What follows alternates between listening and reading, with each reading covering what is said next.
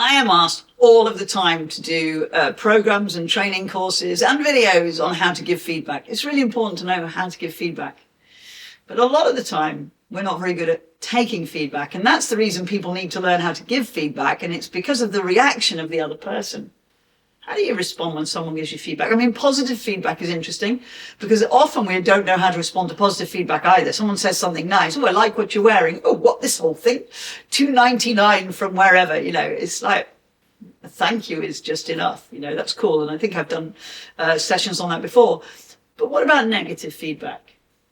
None of us like to receive negative feedback. We have a tendency to respond emotionally. So give yourself a little bit of a pause to allow your brain to acknowledge, okay? Allow your brain to move from, you're giving me negative feedback, into a position where we go, I need to respond appropriately to this.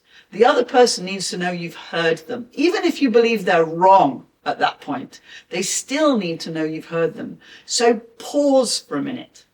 So I learned to just put a little bit of a pause in, a verbal pause, which would be, okay, thank you for that. Tell me more. Okay, now I know that when you've received negative feedback, tell me more is not really what you feel like saying, but it's useful because it gives you a moment to get your emotions in check. You need to know exactly what the person is trying to say. The next thing is you can actually control how that feedback is given. Often feedback is given based on you've done this wrong and you've done that wrong. You could ask, when you say, tell me more, you could say, tell me what would be better. Tell me what you'd like to achieve. Tell me how I could have, blah, blah, blah. So, and again, you might want to run screaming, but taking that moment to pause and ask something which forces the person giving you feedback to focus on what they want rather than how awful you were or how bad you were is really useful. It's a lesson for them and it helps you take the feedback in the right way. Not all feedback can always be taken the right way. If someone's sacking you, it's very hard to kind of make that positive. But most feedback isn't like that.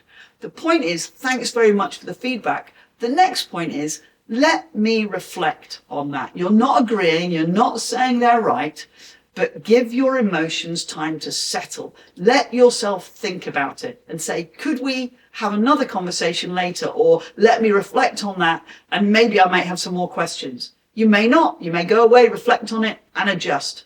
But thank you, let me reflect on it, allows you not to become defensive and sound like you're just refusing it all exists. Taking feedback is just as much a skill as giving feedback.